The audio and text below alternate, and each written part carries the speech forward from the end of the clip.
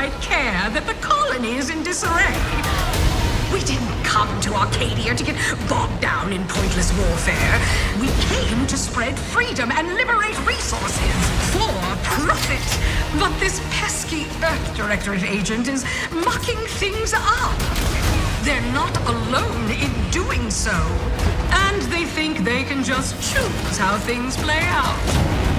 They could stop us from stealing the Protectorate's brainwashing technology, which we need to improve our market share. What if this stranger aligned with the Order and that world computer of theirs?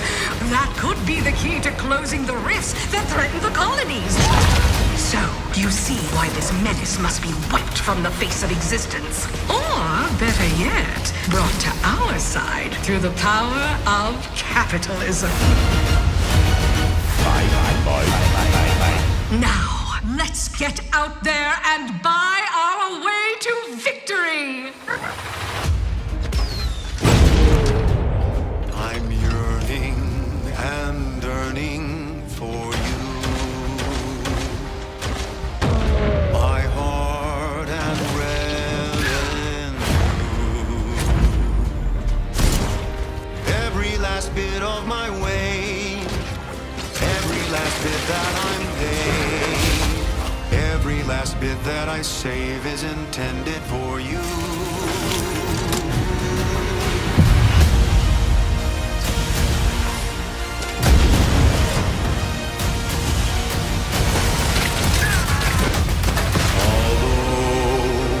The cost may be high.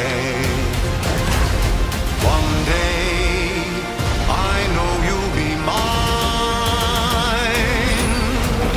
Someday, perhaps I'll own two. For now, I'll take one that's brand new. 'Cause I'm yearning and burning for you.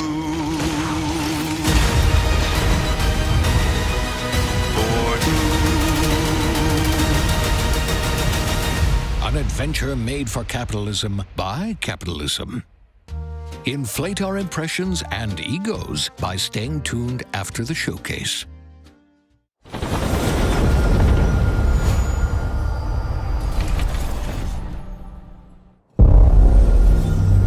World premiere.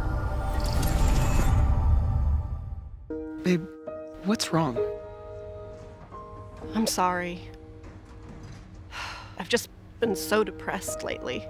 You know, it would fix everything. Humanzapro.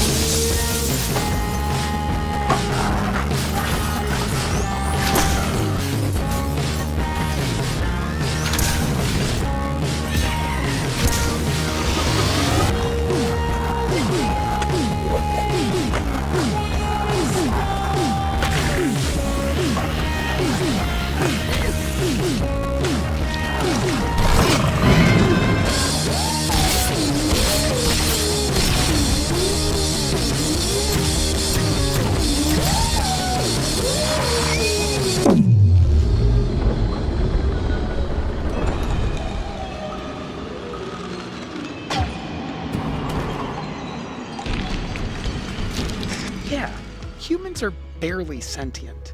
Scientists have done studies, and their brains are like half the size of ours.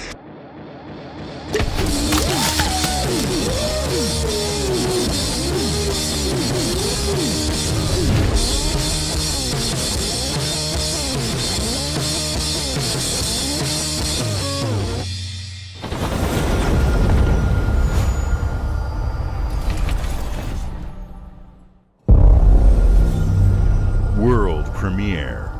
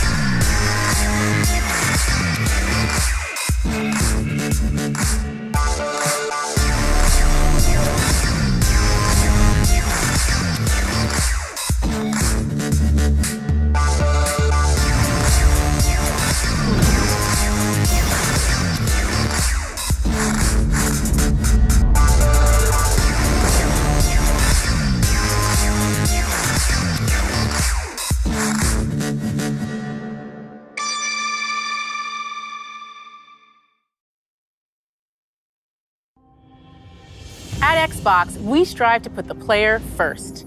And that's what you've seen from us over the years. We've led the industry with backward compatibility. We championed crossplay and cross-progression. We deliver Game Pass, first on console, then on PC, and with cloud gaming. So what's next? How can we give you even more freedom, more choice, more ways to play? Our next step is to unify your gaming no matter where you buy or play. So we're building an Xbox experience designed for players, not locked to a single store or tied to one device. The Xbox Ally is an Xbox you can hold in your hands, bringing together the power of Xbox and the freedom of Windows. On this Xbox, you can play games across your entire library, including all the Windows PC game stores, from Xbox and Battle.net to Steam, GOG, and Ubisoft Connect. And the highly anticipated Hollow Knight Silksong will be available at launch and in Game Pass when the Ally releases later this year. In fact, every new game you see in today's show will be playable on the Xbox Ally. We have always wanted you to have the unique experience of Xbox on any screen. That's why we're investing in Xbox Play Anywhere. Whether you're playing on console, PC, smart TV, or any Windows handheld like the new Xbox Ally, the Xbox experience roams with you. Your library, progression, friends, and achievements. There are over 1,000 Xbox Play Anywhere games on Xbox today. And every new game you see in today's show, from our partners and our studios, is Xbox Play Anywhere. And because it's Xbox, you can always have access to Game Pass with a diverse lineup of games from the biggest franchises to critically acclaimed indie hits. This is the freedom we believe players should have. Any game, anywhere. And we are giving it our all every day to make this vision real. But it all comes back to the games. From Dead to Rights on the original Xbox to Armored Core 6, our relationship with Bandai Namco Entertainment has stood the test of time. We both believe in bringing amazing experiences to players around the world, and their next game does exactly that. From Rebel Wolves Studio, this is a story-rich action RPG steeped in dark fantasy that I can't wait for you to explore. Thank you, and enjoy the rest of the show.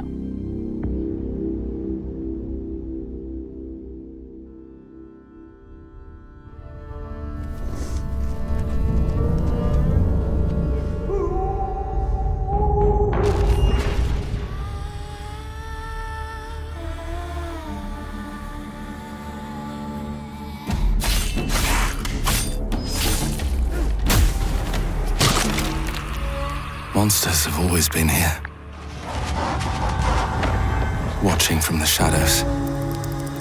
And when we were at our weakest,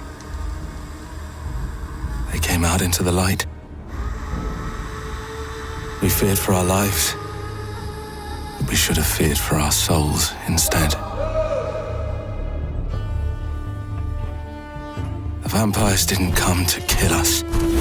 No, they came to rule. Turn us into mindless, docile cattle. Not me, though. They tried to change me into one of them. But I became something else instead.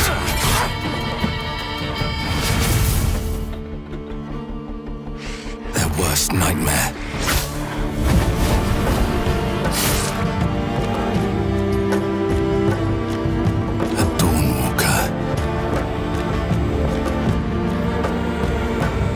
Trapped between the two worlds, fighting to even the score, fighting to understand the evil behind it all. He is out there, watching, seeping into you, growing.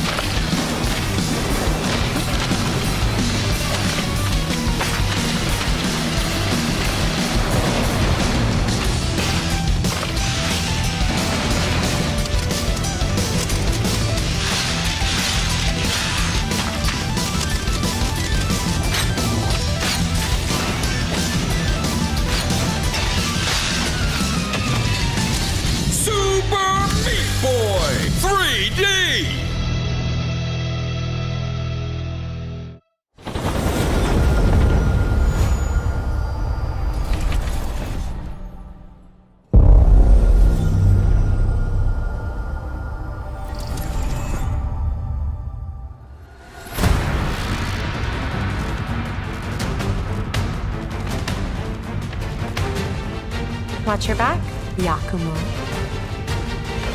You're a wanted criminal now. I'll kill the Dark Dragon myself. It's my mission. My duty as a Raven Ninja.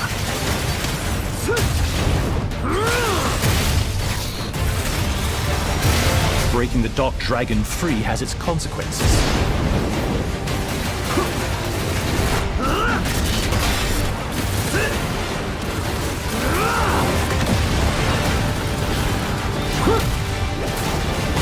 This is it. Sayori. Ryu, there's something I need your help with.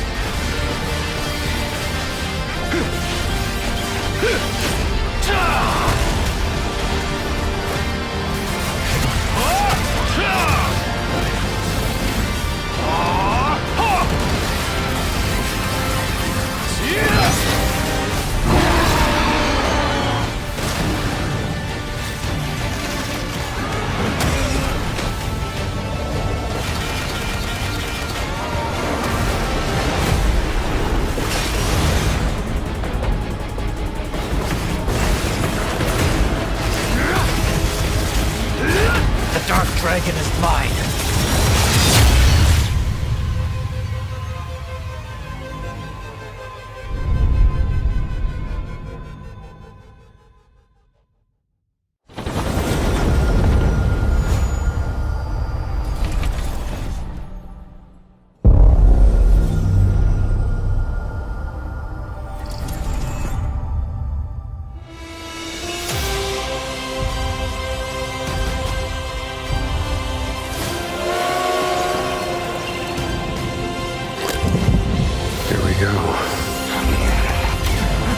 Good luck, Indy. What are you doing, Jones? Are you crazy?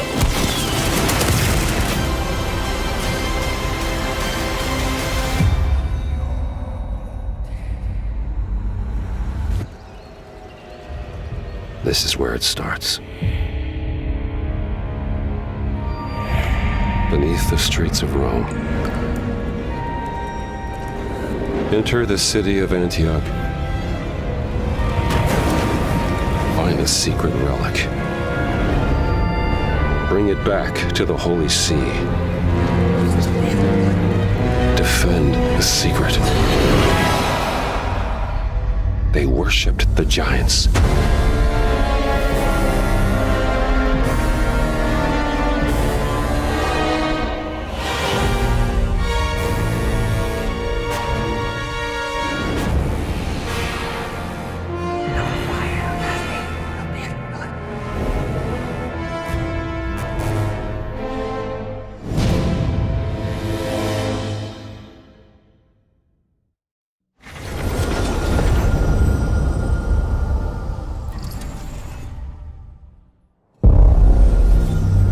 World premiere.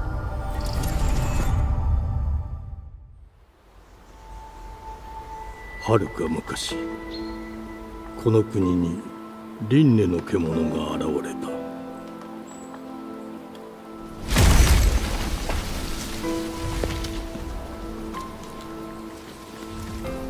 輪廻の獣は汚れを吐き、あらゆる生物を蝕んだ。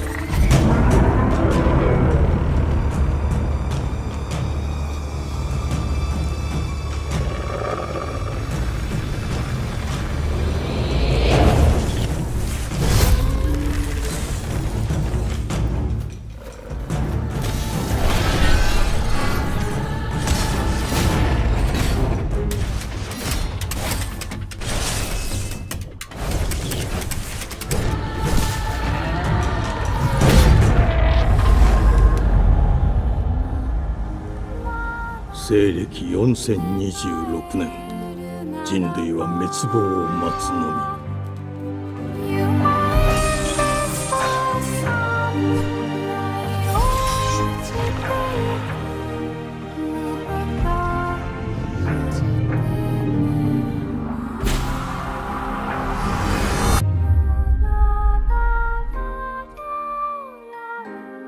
封じ子エマ、お前こそが輪廻の獣を滅ぼす刃となる。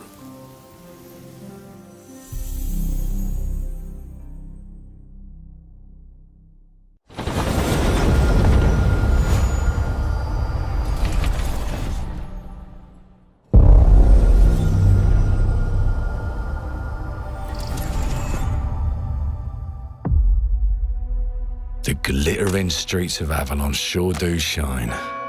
Because they swoop their filth down to us. Get your paper in! Who's for a paper?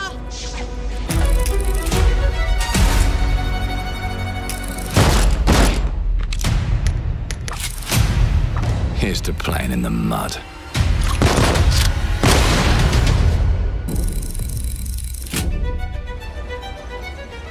Life here ain't for the soft-hearted. You will be paying me back until you fucking rust. It ain't for the spineless. Keep your filthy pickers off me! And it sure as shite ain't for the decent. That's a clean sweep for one of There has been a crime! Justice itself has been affronted! I have been burgled! Lord Griswick. Burgled! Yes, I got that part. Do you know anyone who might wish you ill?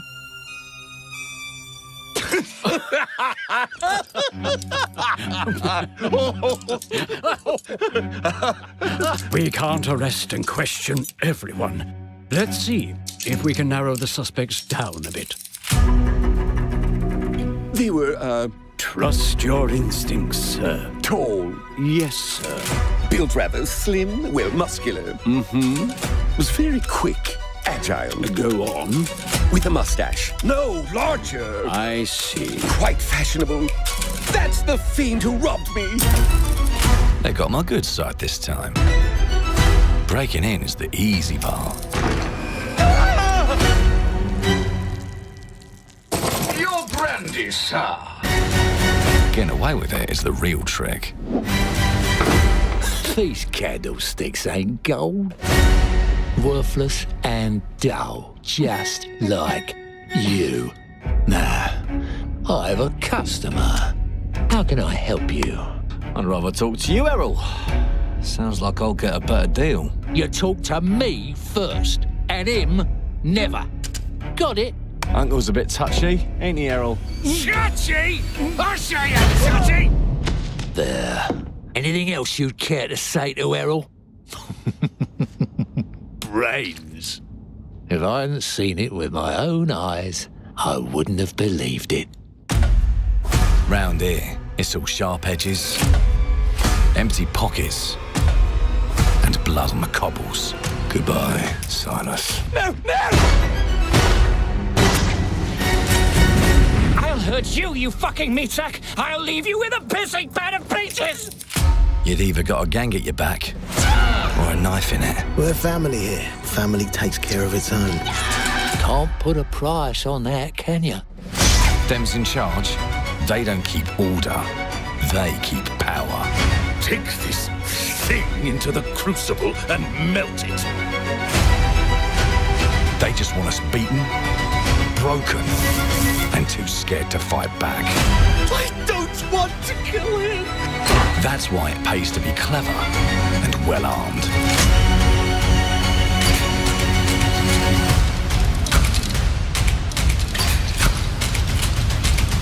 Let's go and end a few arguments.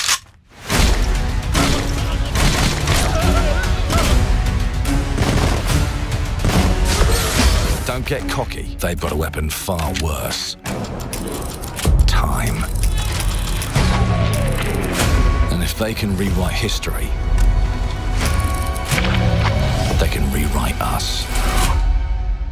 But look who just found Mummy's keys. Now I can fiddle with time. Put the bullet back in the barrel.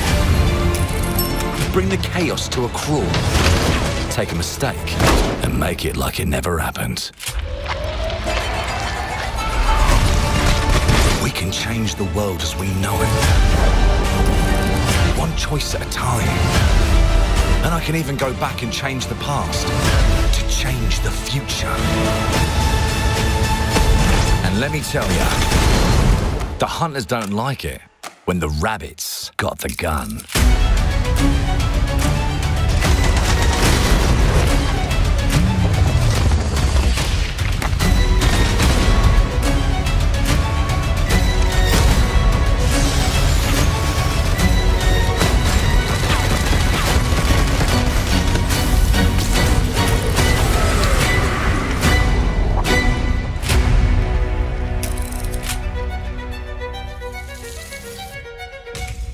Now let me alone and piss off!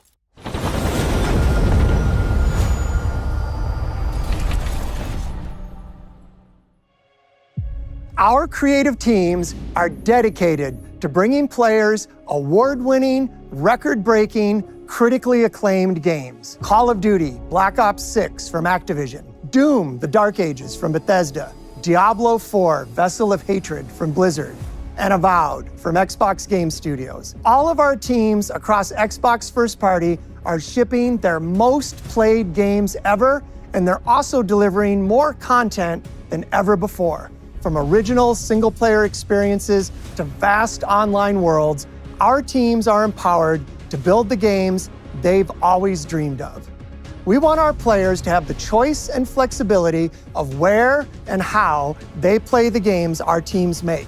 So of course, our games will be available day one in Game Pass, and every new game we make for both Xbox consoles and PC will be Xbox Play Anywhere. On behalf of our creative teams, thank you. These experiences don't stop when you put down the controller. As you've seen in recent years, more and more of our characters, stories, and worlds are expanding to brand new audiences through TV and film. A Minecraft movie and the Fallout TV series broke records and brought millions of players into the game. We have more projects in the works as gaming continues to influence film and television like never before. When it comes to growing new franchises, Obsidian is having a year like no other. From launching a blockbuster new game like Avowed to the upcoming release of The Outer Worlds 2 this October. Obsidian is always delivering great games, and they have a third game launching this year. You'll get to go deeper on it in our Direct, but until then, let's take a look.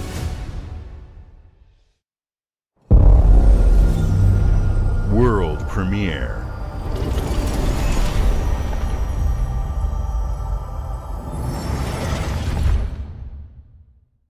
I told you, you can't run from me, you foul beast!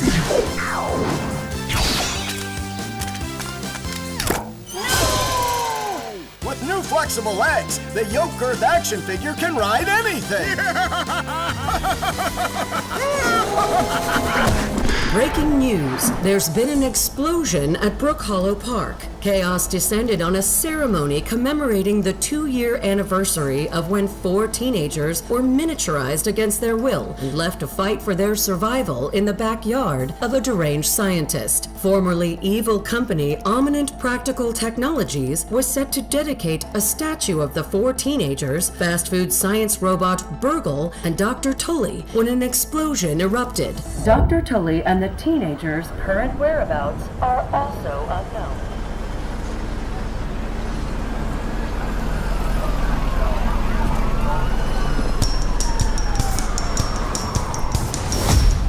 You gotta keep them separated.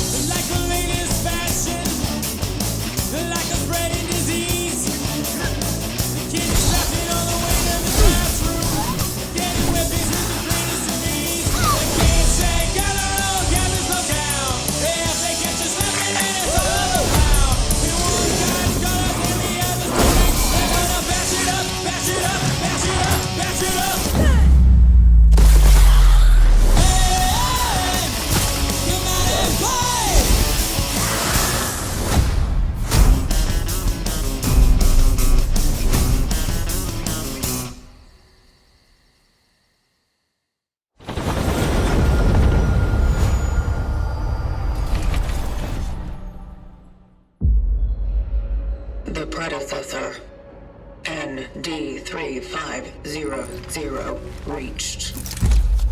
Accessing predecessor's travel log. Attempting data salvage.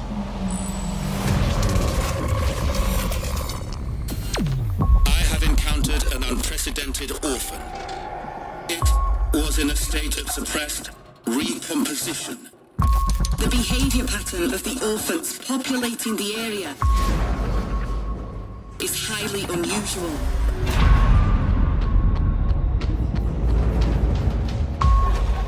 they become exceptionally aggressive.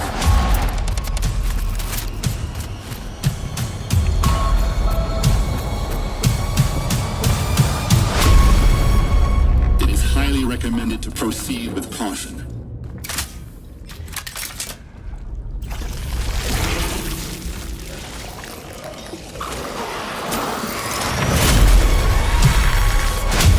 They seem to act more consistently, in coordination. Destroying the nest is now a priority.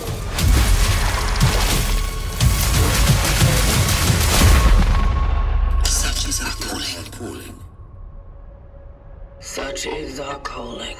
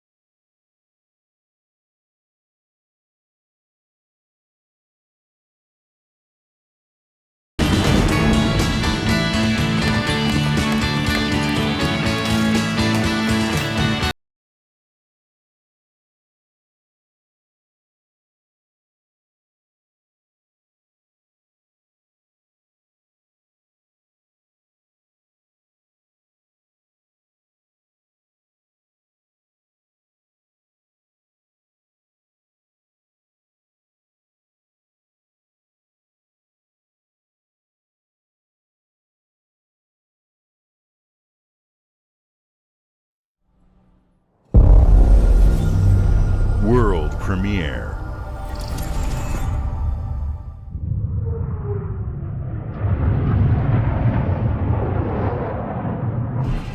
Mayday! Mayday! Code 1 to mission control, we're falling!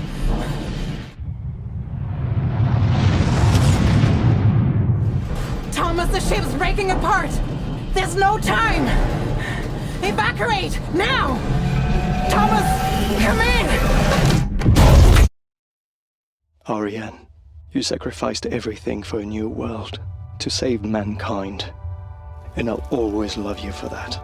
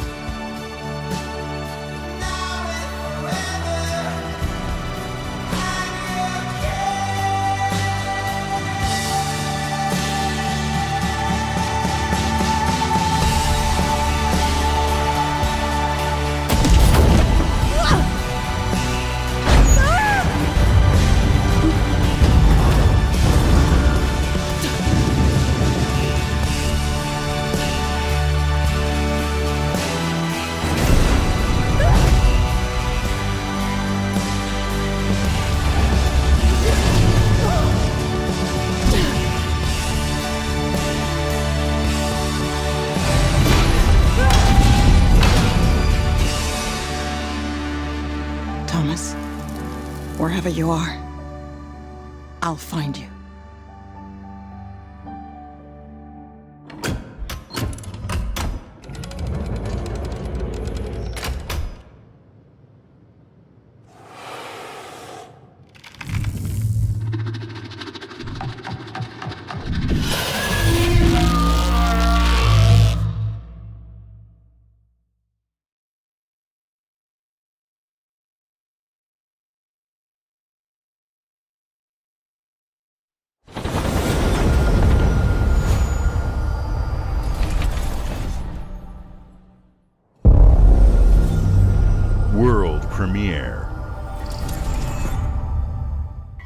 Welcome to England, Mr. David. I know this must be a shock, having never met your real father, but he left you this hotel in his will. It's been in your family for generations, much like the caretaker. He's a little eccentric. You'll see. Let me welcome you to the Grand, a hotel famous across the land. Every room used to be in such high demand. Your wish, our command, here at the Grand. Well, hello there. It looks like you're about to do some renovations. Would you like some help with that?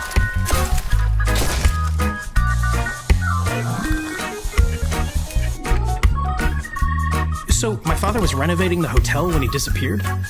Not just the hotel. He was helping the entire village. You have his power tools. You know, you could pick up where he left off. You seem like a good man, like he was. I'm in. They don't suspect a thing. Just make sure the locals don't get wind of what you're really up to. Because if they find out, they will wicker man your ass. You keep looking into things, and things are gonna start looking back. Don't make the same mistake your father made. In this place, the only one you can really trust is me.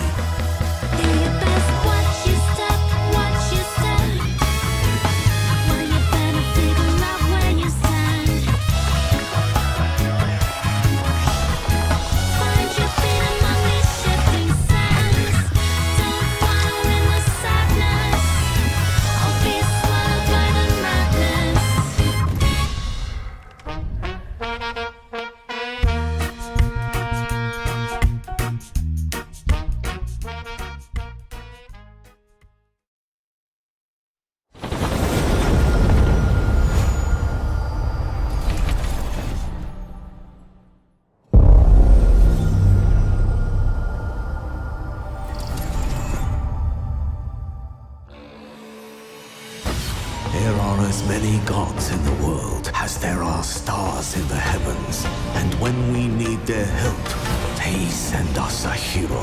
Who would have guessed the defender of my homeland would be my daughter?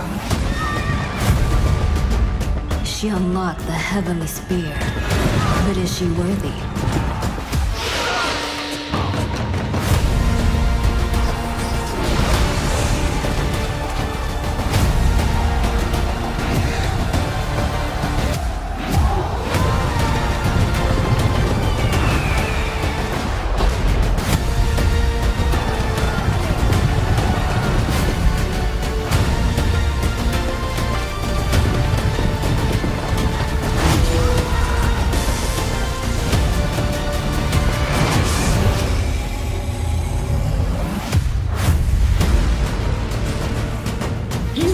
Rule if the heavenly spear is mine.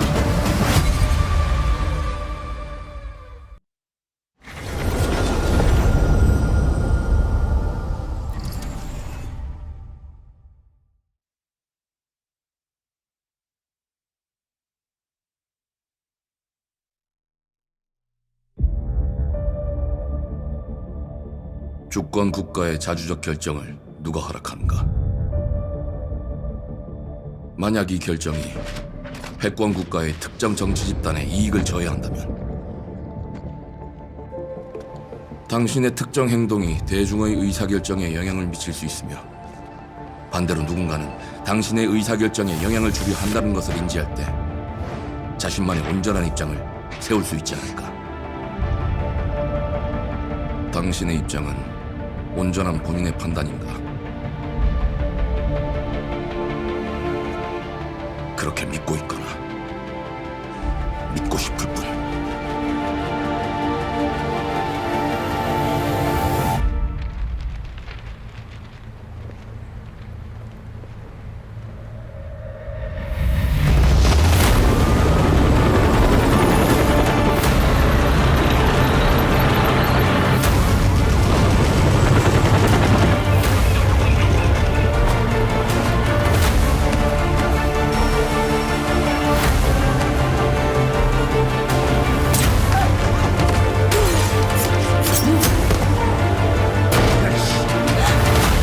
당신은 무엇 때문에 분노하는지.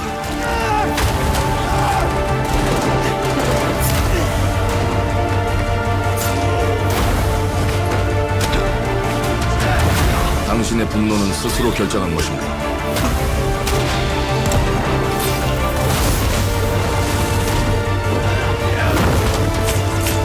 누군가 당신의 분노를 이용한다.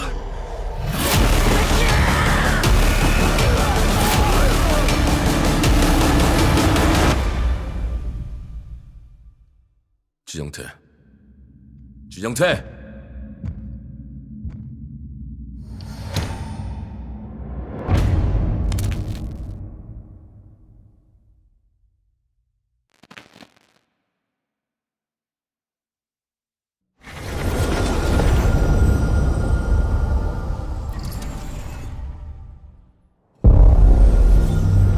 World premiere.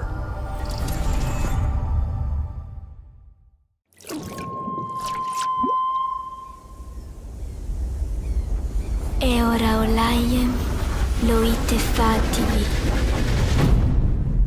Novo.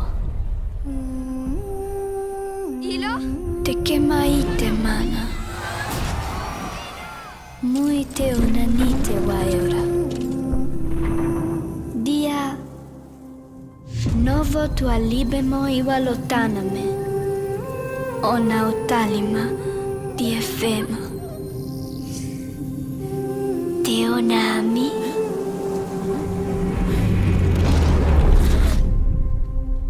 Toma tua calio, terali.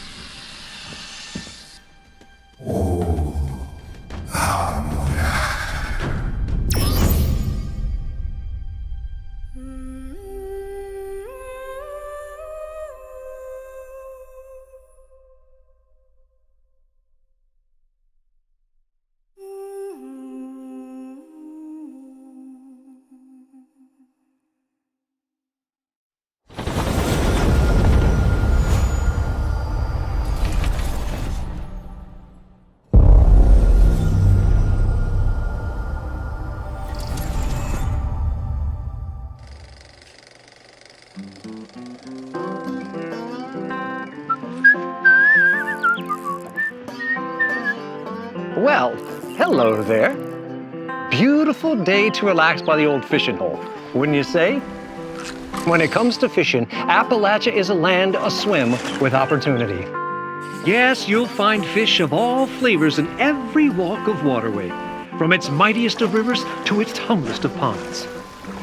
Just step up to the bank, cast your line, and when your bobber starts bobbing, reel in the rewards. What do you got on there, Jed? Worms! And how are they biting today? See for yourself. Bagging the big fish starts with finding the right tools for the job. There are as many unique combinations of rods, reels, bobbers, and baits as there are fish in the sea. And when you've caught your fill, pop over to the local tackle shop to swap fish tails. Can you smell that? No matter what troubles plague the future wastelands of Appalachia, you can always find comfort in cozy little joys like this. You just gotta know where to look. Vault Life is your ticket to easy living. Design and build your own little slice of paradise. A place to show off all the bits and bobs you collect in your travels. Got a green thumb? Plant your own peaceful vegetable garden. And nothing warms the heart like a neighborhood cookout. Community makes a wasteland a waste home. Join today, and tomorrow you'll be kicking back and sharing a meal with friends in beautiful Appalachia.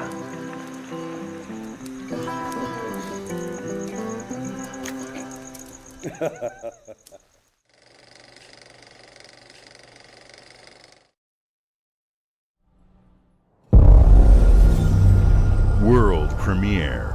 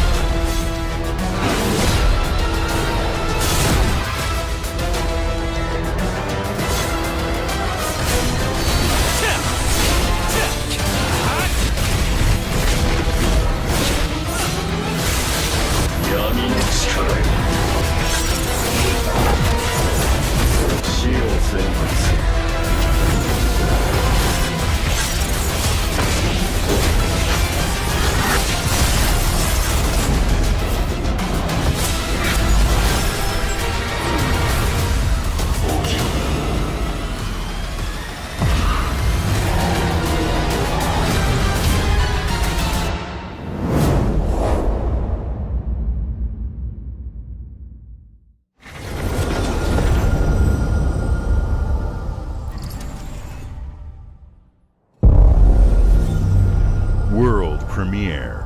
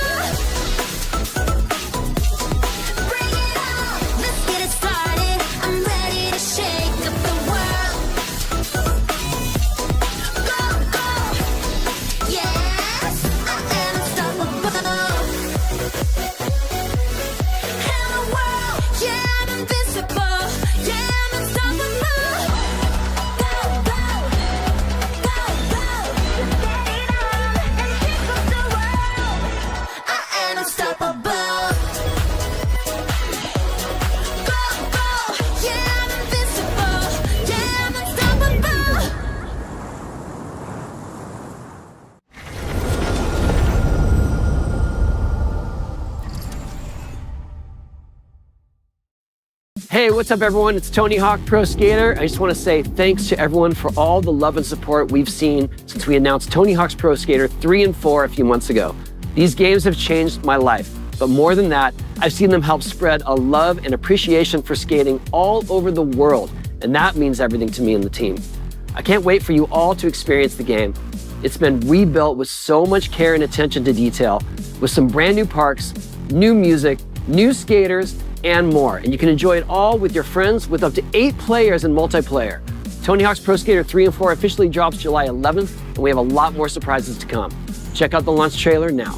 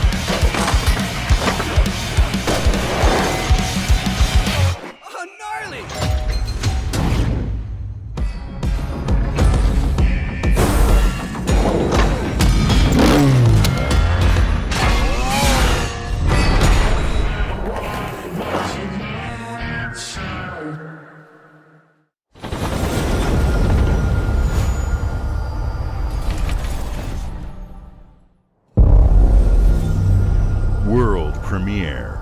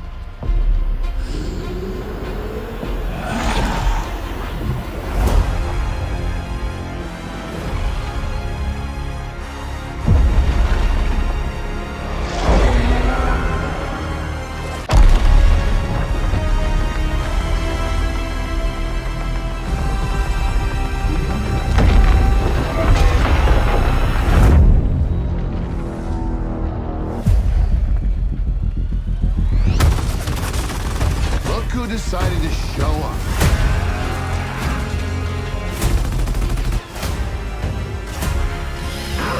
It's game time, baby! You think you can still find your way back home, Phoenix?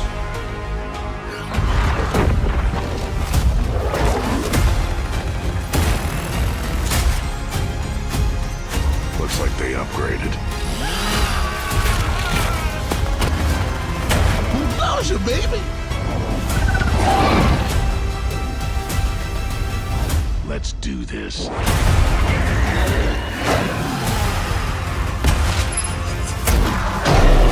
This is gonna be awesome.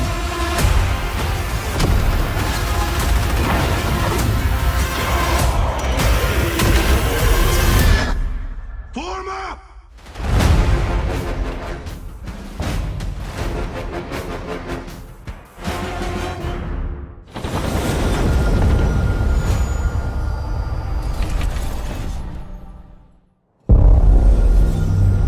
World premiere.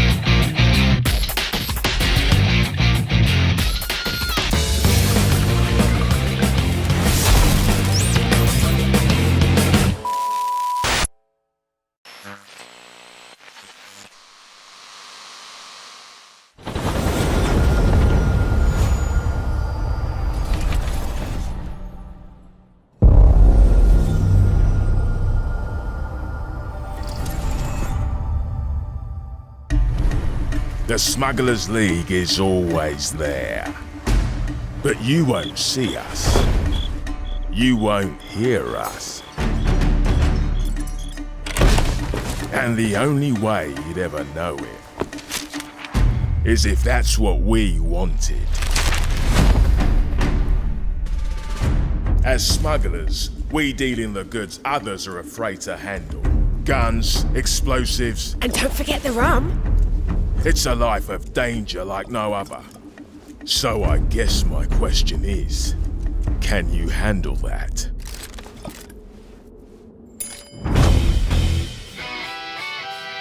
Getting your hands on gold is one thing, but you should know that this is what we're really after. The bigger the boom, the better. Smugglers need to be adaptable. It's more than moving under moonlight and shadows. You should be ready to take advantage of others' misfortune. Stealing, of course, is always an option. Just do whatever it takes to get the job done. You are pirates, after all. Welcome, my friends, to the Smugglers League.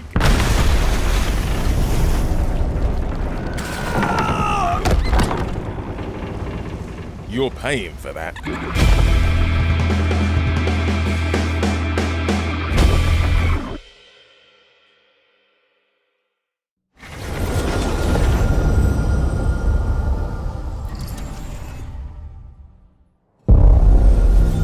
World premiere.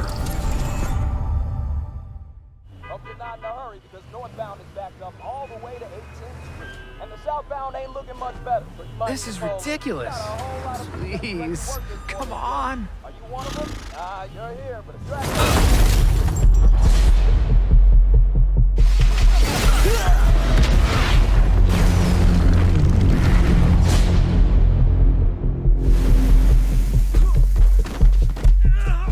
Had enough yet?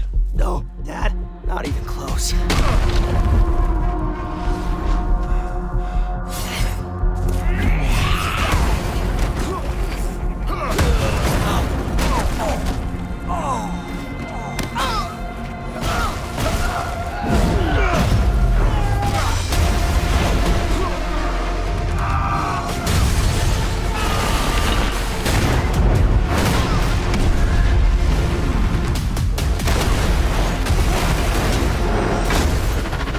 I hoped you'd understand why I had to do this. Accept our rule or die.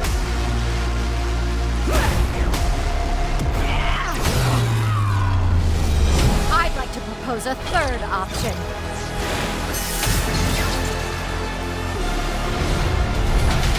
I'm not your son anymore. I'm the guy who's going to throw you off this planet for good.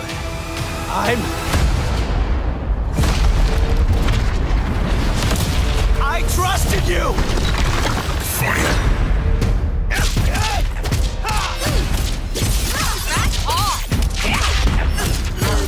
Ready to bleed?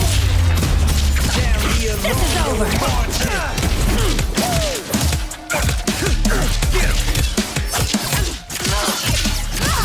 All right, coming through! Let's do this! Gotcha! Going up! Need a hand? Might want to look up. I'm up! See how you like this? It's an army! I am ending you! I see it all now.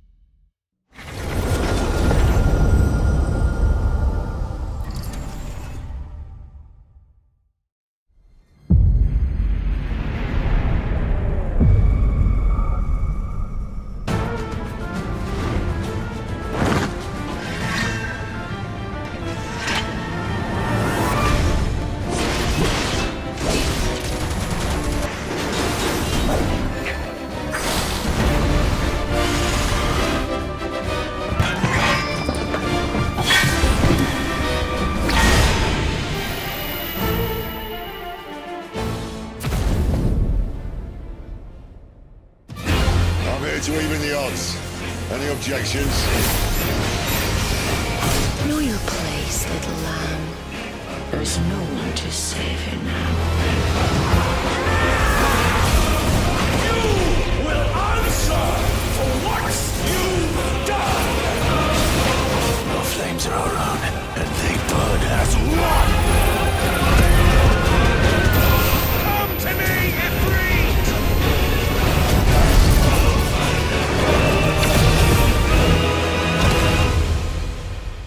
Valisthea cannot endure a second claim upon her being, but she may yet be saved by you.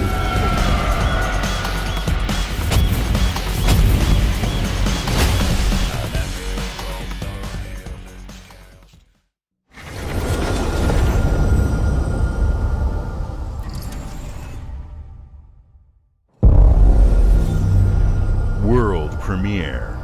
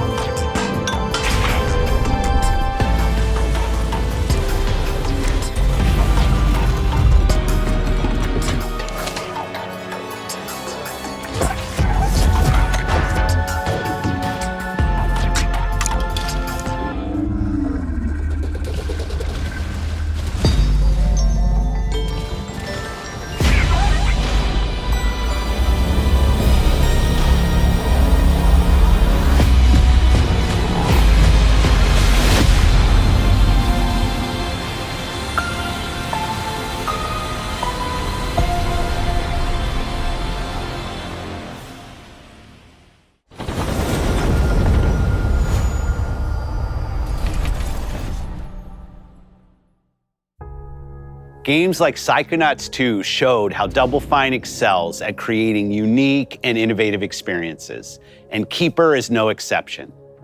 Looking ahead, next year marks 25 years of Xbox. It's a big milestone for the platform and franchises that you helped build and make popular. We couldn't have done this without everyone who's been with us on this journey. As we think about bringing a new generation of players to these iconic franchises, I'm excited to share that players will get to celebrate 25 years of Xbox with a new Fable, the next Forza, Gears of War E-Day, and the return of a classic that's been with us since the beginning. Today, you've seen an incredible range of games from creators across the globe. Creators like In Exile, reaching for new heights with Clockwork Revolution.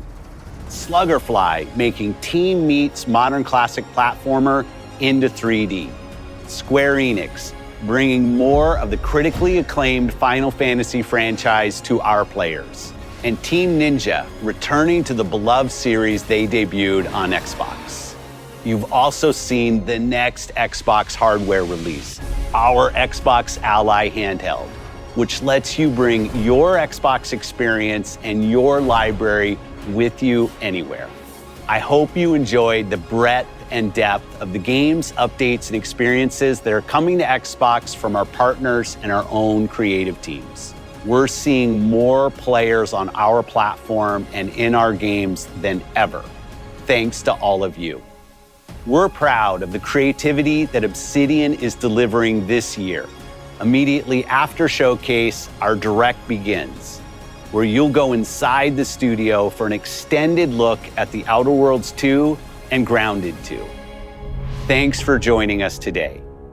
But before we get into the direct, we have a final world premiere. Enjoy.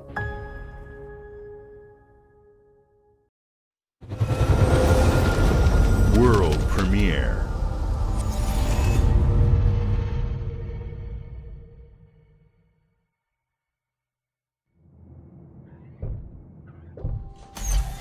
Welcome to the Guild.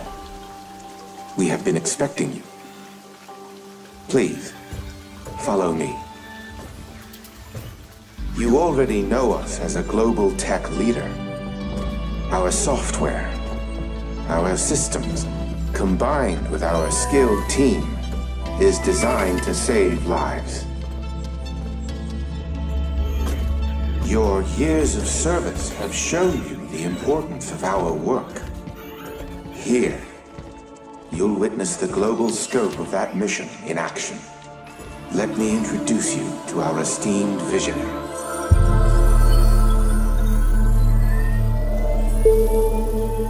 For too long, we have been bound by outdated systems, accepting limitations instead of redefining them. The Guild is safeguarding tomorrow, now. We are pioneering the future of protection worldwide. Our advancements are designed to elevate everyday life, reshaping the future of technology on a global scale. I'm Emma Kagan, CEO of the Guild.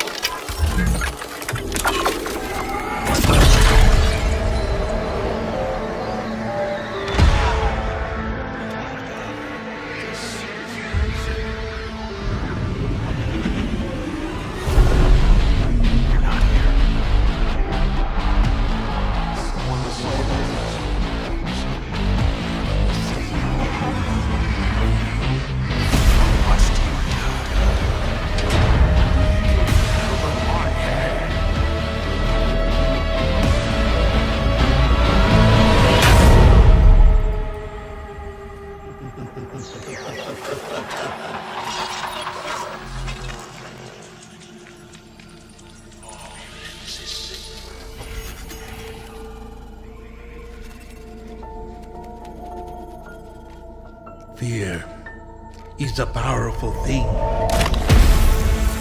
David Mason. Menendez.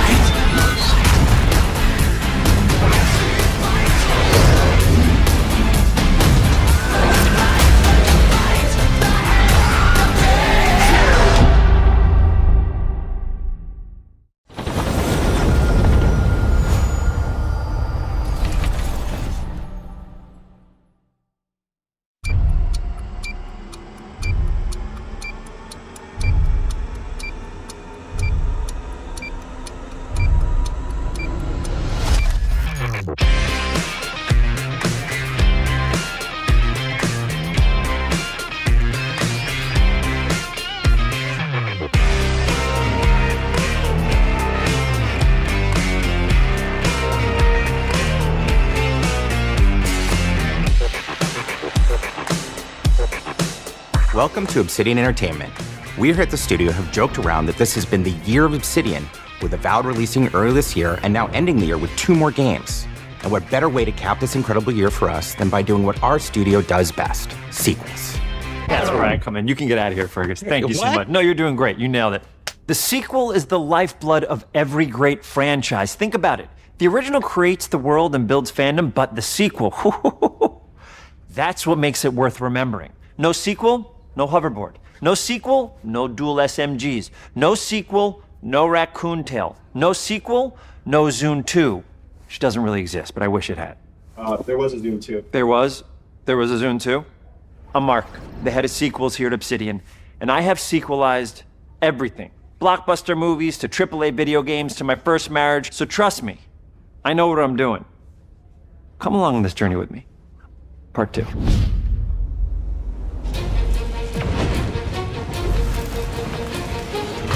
Let the killing commence.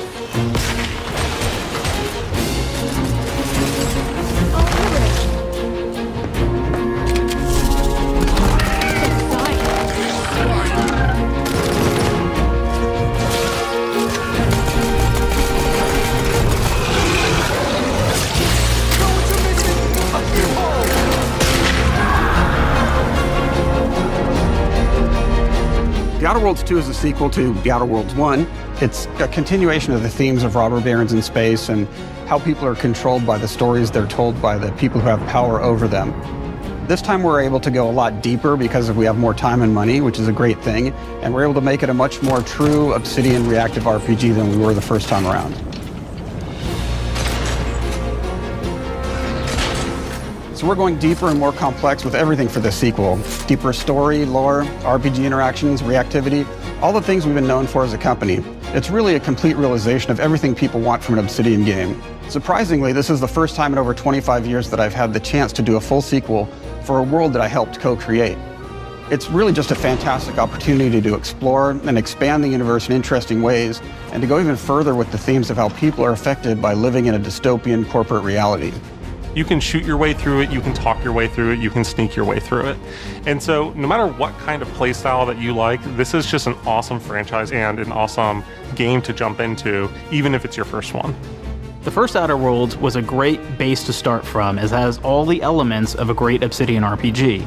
Interesting characters, deep worlds, important choices. In the Outer Worlds 2, not only did we want to double down on those elements, but we wanted to give players even more of it. We've also put a lot of investment into skills and traits that impact things like combat, conversations, and areas that we call RPG interactions, which are the part of the world where players can use their specific skills, perks, and backgrounds to solve problems in unique ways in our new, bigger worlds.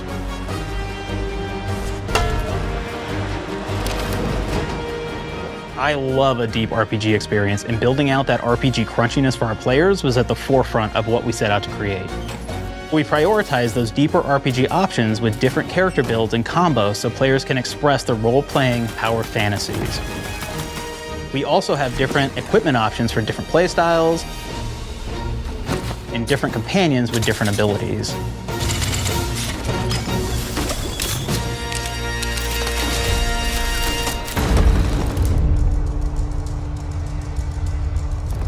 In the first Outer Worlds, you start off as the Stranger, which was basically a blank slate to build on top of with various attribute points that would begin to define your personal experience in the game. You can make any kind of character you want, but we've given you a role. That role is an Earth Directorate agent. You can think of them as kind of like space cowboys or space sky marshals. They're the good guys that go into places and kind of fix everything that's wrong. You're gonna be one of those. But we don't tell you why you joined the Earth Directorate. There could have been a lot of different reasons, right? It could have been because you're an actual lawbringer and you want to go in there and spread law throughout the galaxy. It could be that you're a roustabout and you just had nothing better to do. After you pick your background, one of the really important choices you have next is choosing your traits. While we had attributes in the first Outer Worlds, we've leaned into traits for the Outer Worlds 2, which are these big changes to your character depending on which ones you pick. So it could be something like Brilliant, where you can tag extra skills and you start getting extra skill points. And that's obviously really great if that's how you want to build your character. You can also go and do something like Lucky, where you get extra critical chance, and you also get a lot of really cool options throughout the game as well. Of course, we brought back Dumb, so players love the Dumb option. Tell me, do you believe in signs?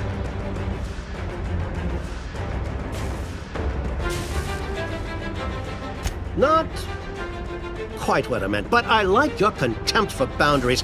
I could put your adventurous spirit to good use. And you get like lots of really cool, fun conversation options in the game, but we took that even further. And again, there's lots of elements in the game where you can be dumb and use that for something. It could be something as simple as banging on a machine to get it to work. After you've invested in some of your traits, your next choices are going to be choosing your skills. The skills themselves basically allow you to build on your playstyle and what your character is doing in the game. That will be everything from playing stealthily to speccing for an explosive specialty.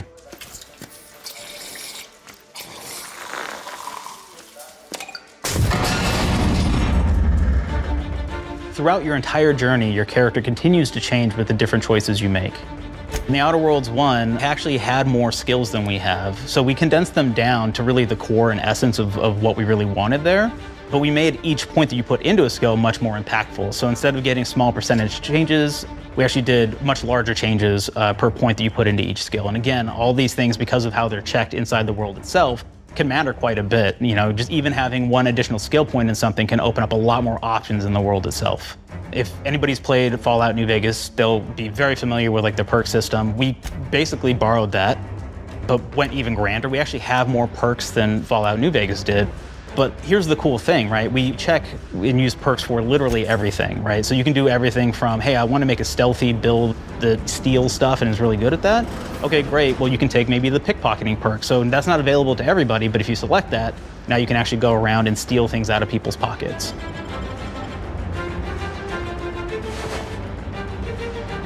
There's another perk called heavy-handed, right? Where say you're a melee person, what this does is now your power attacks that you use actually knock people down. Oh man, I really like the serial killer perk. As you start killing people, they will drop hearts.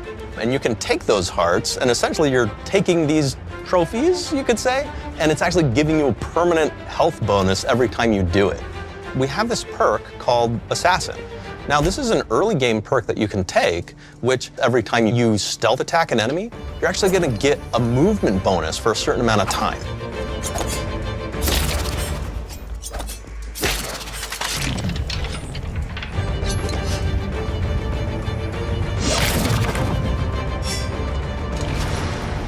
Flaws were a system that everybody loved from the first game, but we wanted to make it more personal to the player. We wanted it to really reflect how you were playing the game and give you a bonus that you actually wanted to really engage with. With the flaw system returning, we knew we needed to go bigger, better, and more real than ever before. So, we turned to the team. And I told them, no bad ideas. Give me what you got. Okay, we need more flaws. We need them to be real. I want to put them in the game, so give me something. Inspiration. What's wrong with you? Oh, I have bad knees. You got bad knees? They hurt when you walk a lot? Yes. When you walk too much, they hurt? No cartilage. Sounds boring. Makes you sound like a boring person, but it's in the game. I know it. It's a good flaw. What about you? I like to take small things sometimes. So you're stealing? No, I'm taking. When do you give them back? I don't. Claire. Claire, you shouldn't be stealing. What are you doing? You shouldn't be stealing, Claire. Tiny crimes. Tiny crimes? Do you hear the second part, though? It's a crime. Well, You're stealing. Claire, that's wrong. You can't steal things, okay? But it's an amazing flaw, and I'm putting it in the game. But you're a bad person. And are you the one that took my stapler? do you need it? Yeah. Give it back. Okay. Please. You, what do we got? Flaw. I like to stare at the sun. How long did you stare at the sun? Just lunch break. An hour? Oh, I only get 30. You guys get an hour? I get an hour. An hour. Oh. Makes me feel energized. How many fingers am I holding up? 3? No. Anything else? We'll put it in the game. We'll put it in the game because I feel bad for you. Anything else? One of my favorite flaws is something called bad knees. It will actually give you the option to take this flaw that'll make it so that you move faster throughout the game. But the problem is, anytime you stand up, your knees are going to make a loud popping noise that makes it so that, well, everyone around you is going to hear you. There's one called Kleptomaniac. This is really interesting because what it does is when you steal something, you can actually sell it for more bits than normal. And like that sounds really great. The drawback is sometimes when you're looking at things in the world that are owned by somebody else, you'll automatically steal them. So you have to be very careful about how you use them. One of our more wacky perks is the Sun Gazer Flaw, and it just gives everyone cataracts while playing their game. So everything becomes like light shafts and blooms and hazes, and makes the game pretty unplayable if you happen to choose that perk. If you happen to be the type of player that habitually reloads your weapons like I do, well, you'll be offered the flaw of over-prepared. Now, you'll get larger magazine sizes on all of your weapons, but if you ever fully empty your magazine, you're gonna take a debuff for a while. While we support options like being a gunslinger who wants to key into destructive weapons, or a rogue who wants to alpha strike their enemies before they know what hit them, we also allow for a lot of fun and experimental builds. You can be a mad scientist who utilizes gadgets and wacky science weapons and armors. Or even a psychopath who gains permanent bonuses to health by murdering their friends. Nothing shows the impact of these character build options better than, in my opinion, the bridge area, which has a quest you get early on in Paradise Island.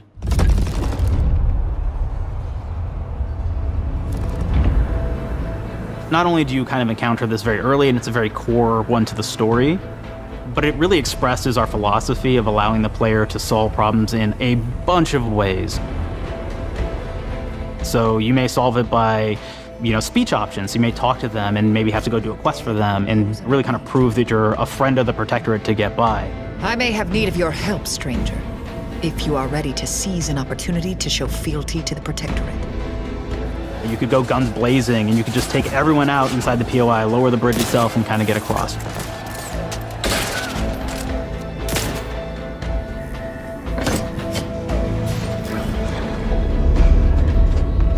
You could sneak in, lower the bridge, and then actually sneak in under the bridge to get over to the other side.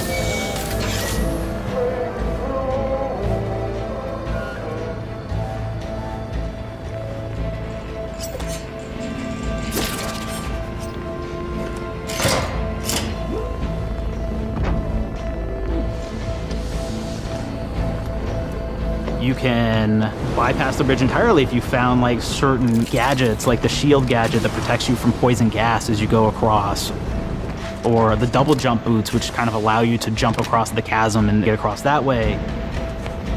There's even a really kind of messed up way, right? Which is players can actually sacrifice one of their companions. Their companion who they just found is part of.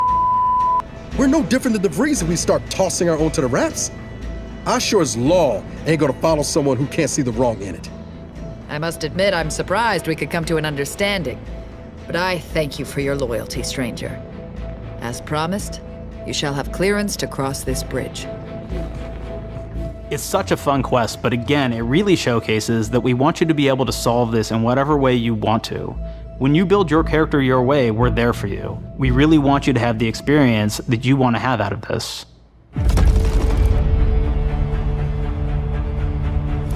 From the very beginning of our discussions about the Outer Worlds, we really knew we wanted every game to take place in a different colony. This lets us expand on all aspects of the universe. Every colony can be its own thing with its own flavor, and we can center them around anything we want, any ideas or setting we're interested in. Arcadia is an isolated colony with abundant resources, and it's run by an authoritarian faction called the Protectorate. Their dictatorship is thematically based around the question of how much freedom people will give up for security and luxury. For Protectorate subjects, unfortunately, that answer is everything. The Protectorate is also incredibly wealthy because it was founded by the inventor of the skip drives, which are the Outer World's faster-than-light engines.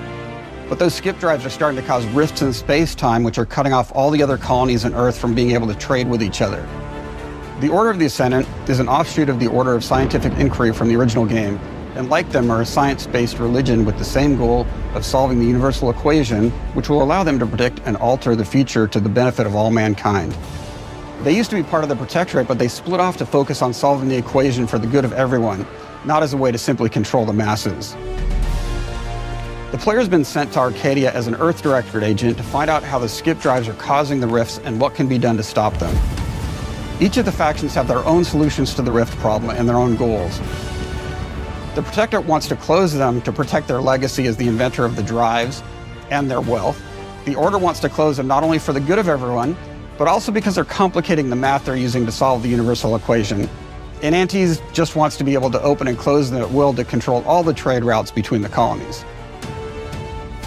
In addition to expanding the themes and lore of the Outer Worlds, we're also expanding the humor, so each faction has its own flavor of absurdity. Anti's Choice is a merger between Anti-Cleo and Spacer's Choice from the original game, and there are corporate representatives in the Outer Worlds too. They've invaded Arcadia to liberate their resources for all of humanity, at a profit, of course. One of my favorite things from Fallout New Vegas is the radio system. It was just iconic for me, and I wanted to make sure that the Outer Worlds 2 had that. So we actually built out 3 different radio stations, one for each of the major factions. You also have a ton of music. Each station might have I think 20 tracks of unique music that we've made for it. It's a lot of stuff. But the really cool part about this entire thing is that we actually put a lot of reactivity into the radio. So it will respond to the things that are going on around the world that you've been interacting with. So if you go into a location, let's say you solve a problem for the Protectorate folks, if you listen to the Protectorate radio station, they're going to be cheering you on as a hero. Wonderful news, everyone. The Zeranium gas leaks at the Automech repair facility, strongly believed to be caused by Auntie's Choice malefactors, have been corrected. Some hotshot for hire just managed to fix the electrum leak in their repair facility. Now, I'm not saying we caused it in the first place, but we sure like the idea of all those broken auto mechanicals and all the excessive gasping and choking involved. The factions and companions are great examples of how we're going deeper and more complex this time around. They're integrated into the game's storyline much more than we did on the first Outer Worlds, and like with everything else in the game, they have a lot more reactivity. There are 6 companions in the Outer Worlds too. As usual, each has their own quest lines, but this time they are also connected to a different faction and have character arcs that the player can affect through their choices. Your first companion is Niles. He's another Earth Directorate agent like you, and he's looking for your help to decide whether he wants to become an even better agent or to turn his back on the Earth Directorate completely. There's also a somewhat cute Automech support drone that is basically Niles' helper. Her name is Val. Marisol is part of the Order of the Ascendant, and she's an aging but still deadly assassin. That's right, she's a deadly mathematician who may or may not have some unfinished business to attend to with the player's help. There's also a cultist named Azza, who is part of a sub-faction that worships the rifts, and in her case, violence in general. You can choose to either turn her away from overt violence or support her chaotic and dangerous tendencies. At one time, Auntie's Choice had a program to graft soldiers with animal parts to make them more formidable. Unfortunately, it didn't quite work, and most of them are now dead. There's a combat medic who survived, however, named Inez, and she wants the player to help her fix her graft, among other things. Finally, there's Tristan. He's a Protectorate Arbiter, who is judge, jury, and executioner all rolled into one heavily armored package. It is your choice to either help him judge wrongdoers or show him what true justice looks like. We definitely have reactivity in the game based on how you've been treating your companions. I won't reveal the end of the game, but let's say if you have not been treating them well, you will find out at the end of the game what that means. Companions are a very, very important part of merchandising, because that's the real beauty of the sequel. We're talking merch, baby. It is the lifeblood. It is what fuels us. Do you want to see some of my ideas? Hop, hop. Check this out. Gen Alpha loves body pillows, especially ones that look like human beings for some reason, right? Who needs a significant other when you could have a knife-wielding space psycho up in your sheets, huh? What do they do with them when they get them, huh? Maybe a little napping, maybe a little snuggling, maybe a little nut.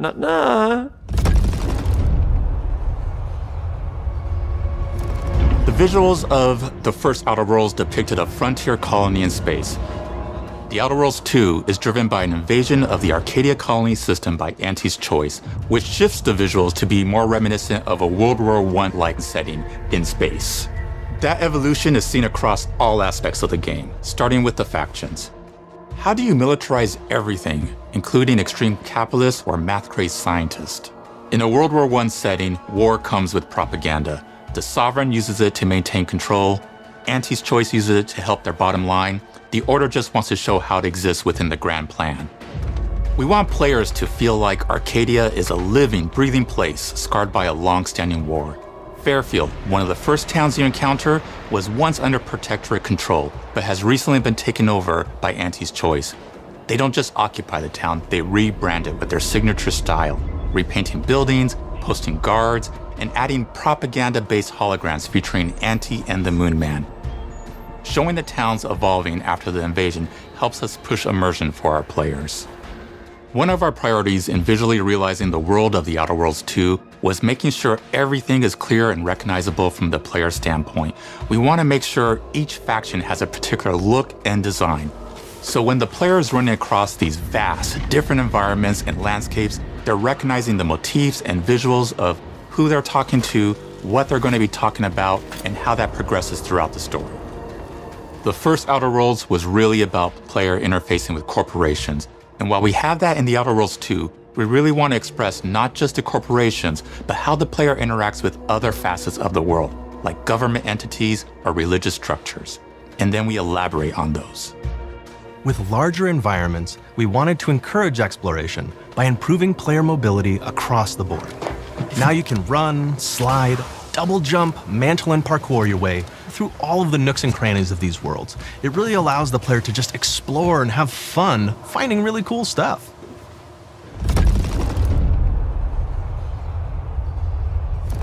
We've aimed to make everything in the Outer Worlds 2 better from top to bottom. The RPG elements were the start, but that's touched our story, our art, and especially our gameplay.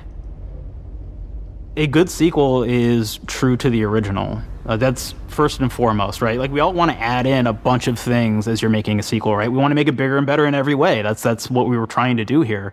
And I thought, we did not need this consultant. We've made enough sequels. We understand how to do this. And I will say, I don't think it's been entirely successful. I am very proud of the combat improvements we have made in the Outer Worlds 2, thanks to my patented combat system.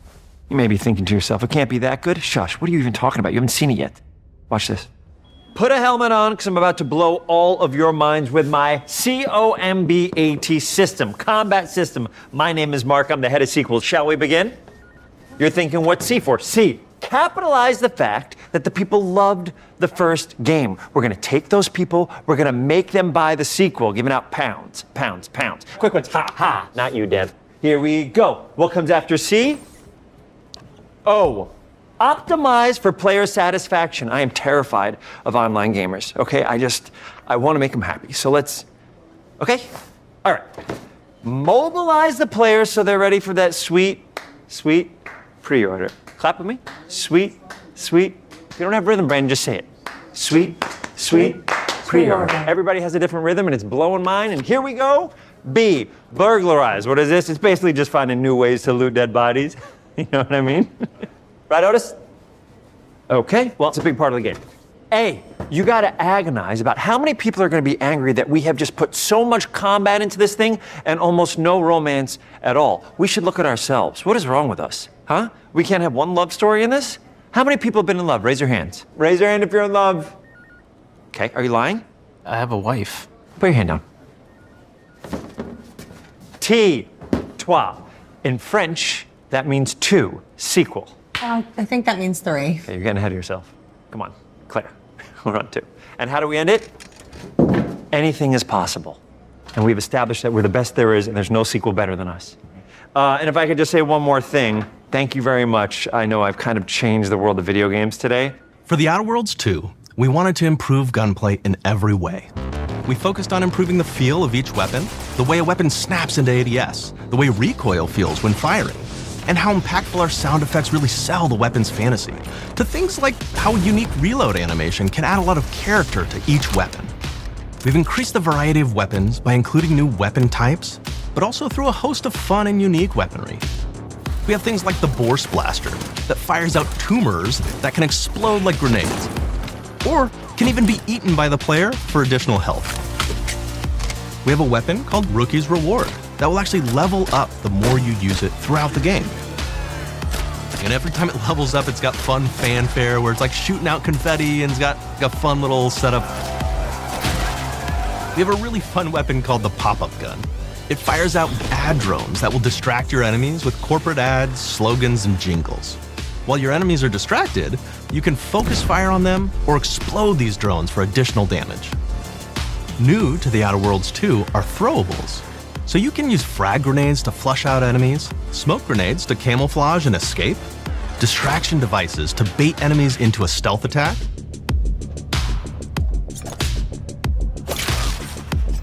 and even science grenades that will levitate enemies, allowing you to fire upon them while they float helplessly.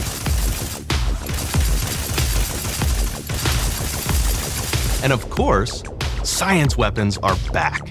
We have returning favorites, like the Shrink Ray. This time it's been upgraded so you can shrink your enemy down to the size of a sprat and run over them, exploding them into bits.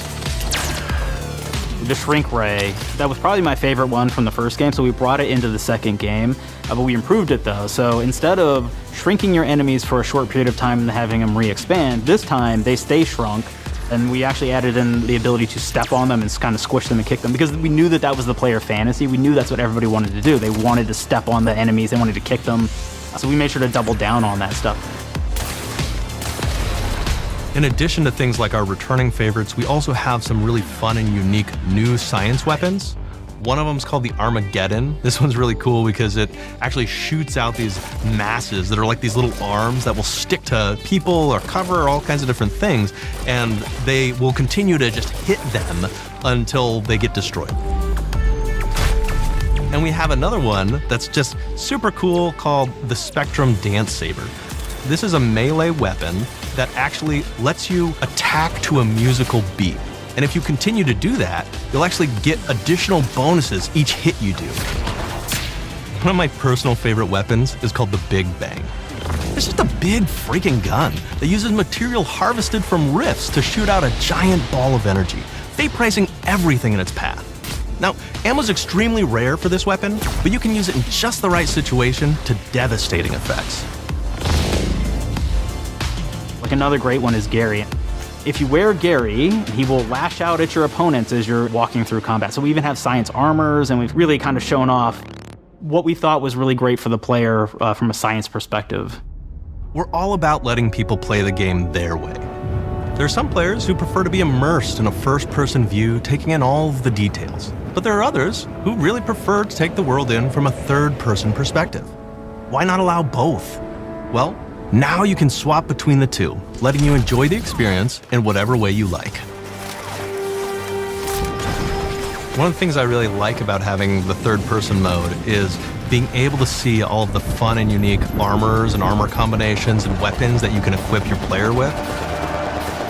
All of the actions that you could do in first person, so you're double jumping around, you get to see your character in that way, and you get to take in the world and see things in a different light.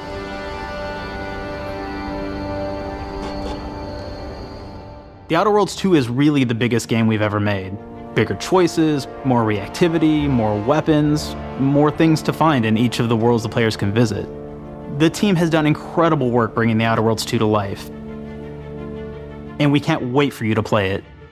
Even though we've always been a multi-project studio, this is going to be the first time we've ever released 3 games in 1 year.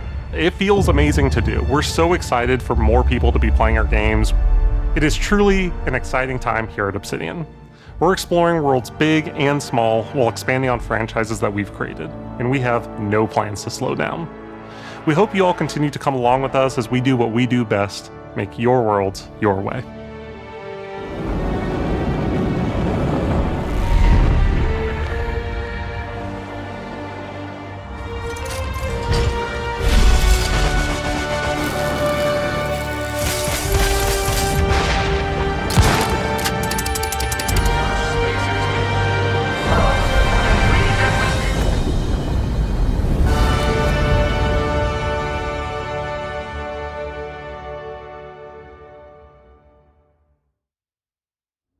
With the Outer Worlds 2, we're all about the best place to play, which is also the promise of Xbox. You can play the Outer Worlds 2 on this Xbox, but it may be hard to play it when you're staring at all these beautiful holes. Let's cut that. You can play the Outer Worlds 2 on this Xbox. Oh yeah, now that's Microsoft. Or you can take a phone call on this Xbox, then play the Outer Worlds 2 right after. Excuse me, I'm getting a call. Hello? What am I doing? I'm playing the Outer Worlds. Hello? Yeah, this is Mark. I didn't know I had jury duty today. You could play the Outer Worlds 2 on this Xbox, but it takes 2 people to lug around safely. We're gonna go up to my apartment, okay? And this is an Xbox you actually wear that also plays the Outer Worlds 2. What do you think, Claire? This is amazing. Are you playing? I think so. Fantastic. So now this is actually not an Xbox, so you cannot play the Outer Worlds 2 on it. Can't play anything on this. I guess Bread. You ever play Bread where you take it out of one slot, put it in the other? I don't have friends. If you pre-order the premium edition now, you'll get early access, which is like a prequel to the sequel, or is launch the sequel to the pre-order, or like, why are any of us alive at any time? It doesn't matter. Either way, my job here is done. It's time for the Grounded 2 portion of the Direct, which is sort of like the sequel to the Outer Worlds 2 portion of the Direct, which I absolutely just hit a home run with. You know, it's really nice to see my influence go on to other games. Take it away, team.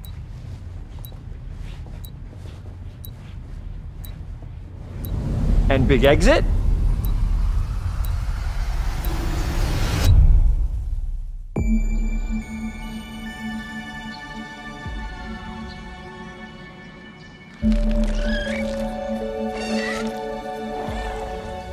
We're so proud of Grounded.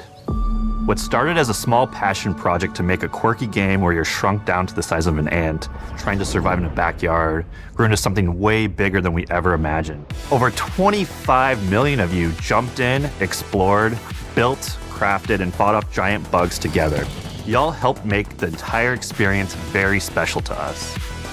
The team's been cooking up a ton for Grounded 2, and we're so excited to talk about it. I had to grease some palms to steal a bit of time from the direct to give you a deeper look. There were so many possibilities and ideas that didn't make it into the first game, so with the sequel, we have the chance to dream bigger.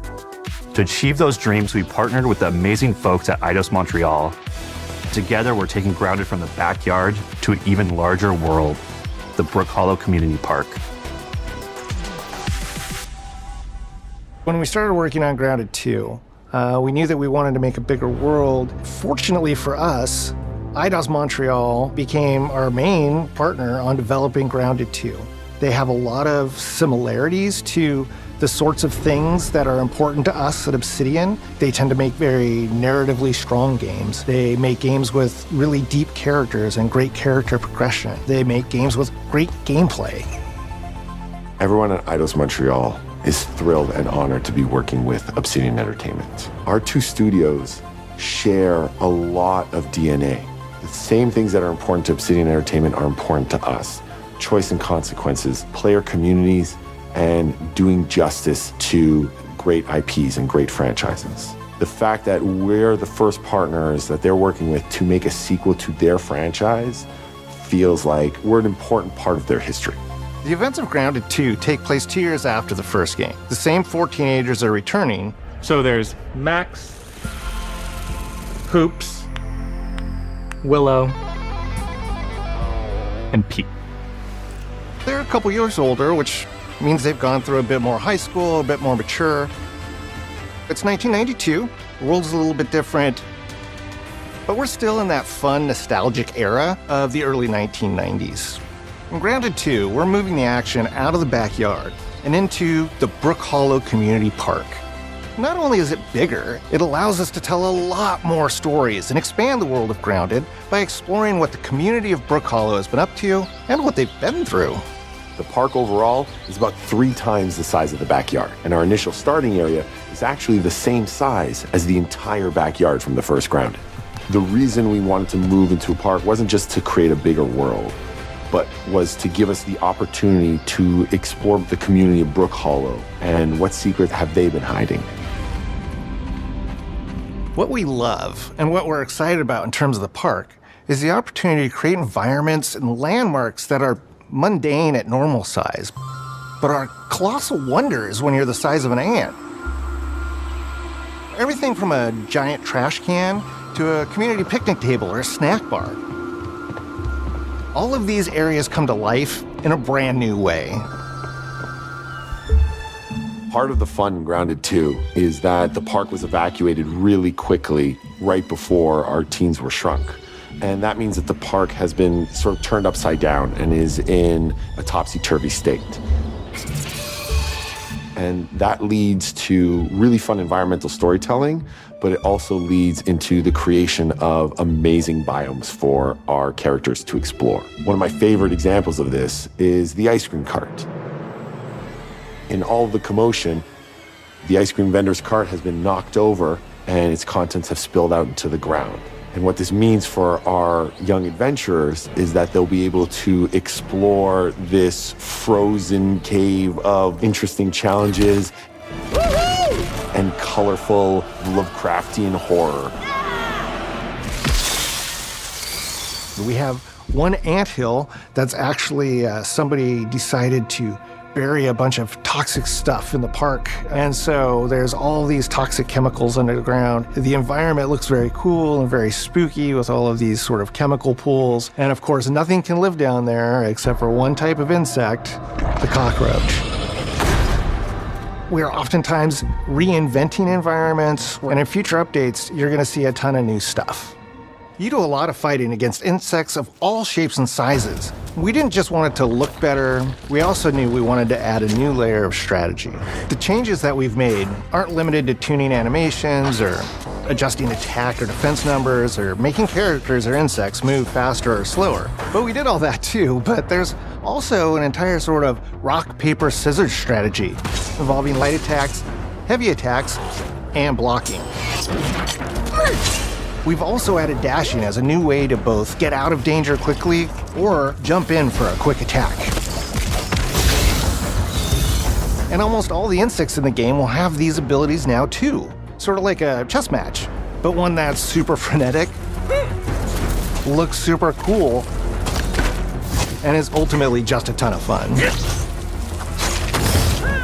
We're leaning into clear playstyles for tanky warriors, low defense, high damage rogues, effect-wielding mages, and ranged hunters. In the first Grounded, we have mutations, and there were weapons and armors that favored different playstyles. In Grounded 2, not only will there be passive mutations, but there will also be active mutations. And a lot of those mutations support these archetypes. My favorite way to play pretty much any game is chasing after those game-breaking builds. And that's why I'm so excited for what we're doing with archetypes in Grounded 2. I'm all in on the rogue. Now, you can even dual-wield daggers. I've been dialing in this glass cannon build that stacks ambush, assassin, and cardiofan mutations with the wolfbane daggers and the wolf spider armor. It lets me open up combat with massive backstab damage that also inflicts venom. Then, I can use the extra stamina to reposition and try to dodge, rinse, and repeat.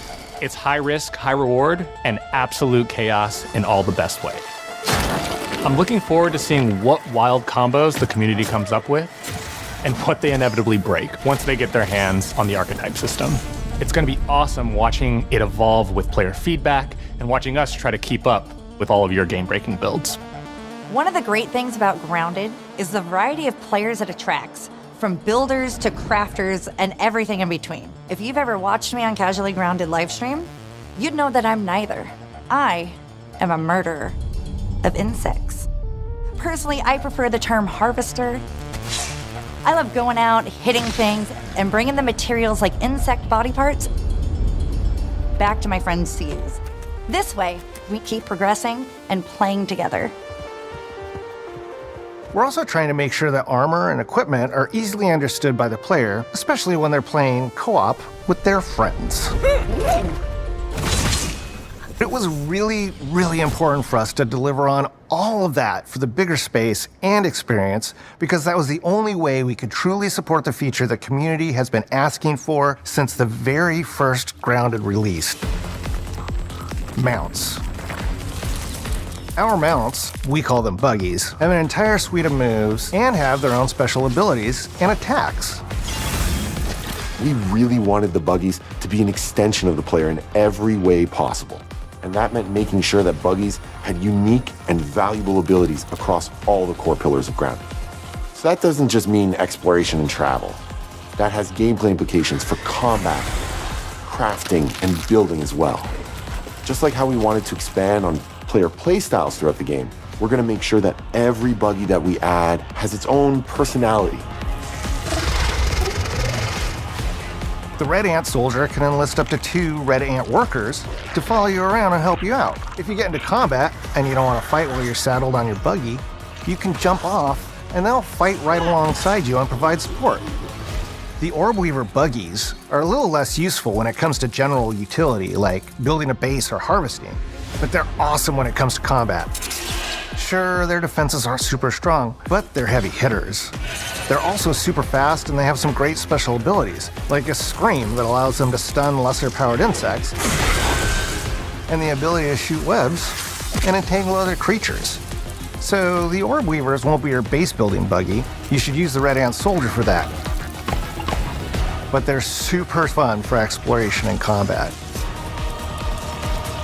Red Ant Soldiers and Orb Weaver Spiders will be available at game preview launch. There will be others in the future, but those are the 2 we're starting with. The connection that our Grounded community has with us is something we want to keep forging with the sequel as we make an even bigger game than the original. Pretty much from day one, we knew we wanted to return to game preview for Grounded 2. Sure, it comes with some trade-offs, like the game's not done and it's out to the world. but there's so much value in building it alongside the community. Buggies change how you traverse and navigate the park.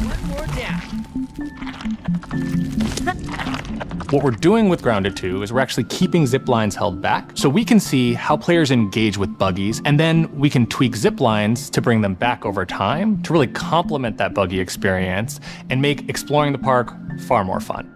That kind of feedback loop helped shape the original Grounded, and we wanted to shape the design for Brook Hollow Park, archetypes, buggies, all of it. We also learned a lot from that first time around. One thing that stood out immediately, players blaze through our content, especially the story. That makes sense. Story, characters, world building, that's kind of Obsidian's thing. It's the flavor we bring to the survival genre. So this time, we're starting with a much bigger baseline. There's been an explosion at Brook Hollow Park. Chaos descended on a ceremony commemorating the 2-year anniversary of when 4 teenagers were miniaturized against their will.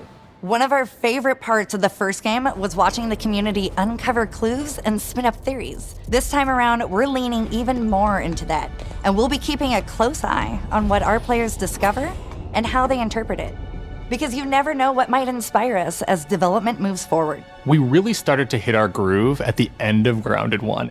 We found that being open about what we were planning and then following through was key to building trust with the community. As a small team, we had to experiment with update pacing and scope, and what we found resonated the most with all of you were bigger, beefier updates, even if it took us a little longer to land. So that's the plan. Larger, more complete updates spaced out just enough so we can take your feedback seriously and make every drop count. You can expect in our big updates, new buggies, new biomes, new building pieces, all the good stuff. And we're launching with a public roadmap so everyone knows what to be excited about in the future. All of us at Obsidian Entertainment and IDOS Montreal are super excited about how close we are to letting all of you players get shrunk a second time and explore the all-new park on buggies in Grounded 2.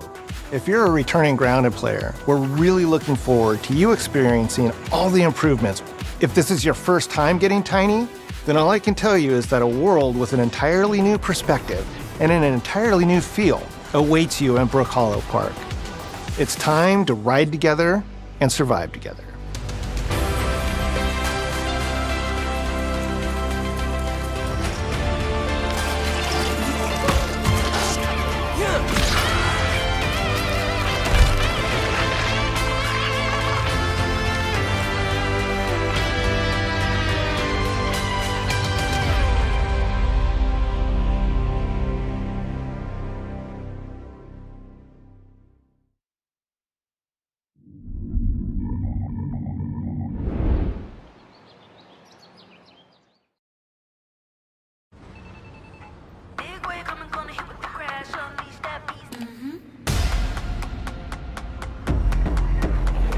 We have been expecting you. This is where it starts. We can change the world as we know it. Can you handle that? Let's do this. I'm in. I'm here to even the odds. Any objections? Here's to playing in the mud. And when we need their help, they send us a hero. Here we go. Please, follow me.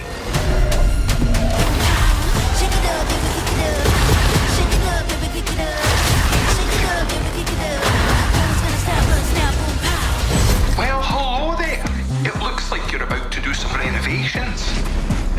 Keep your filthy pickers off me! Do you think I care?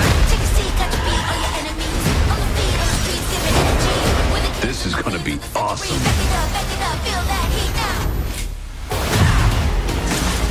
Mayday!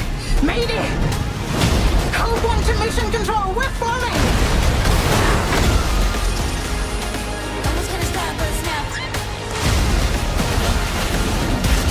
Had enough yet?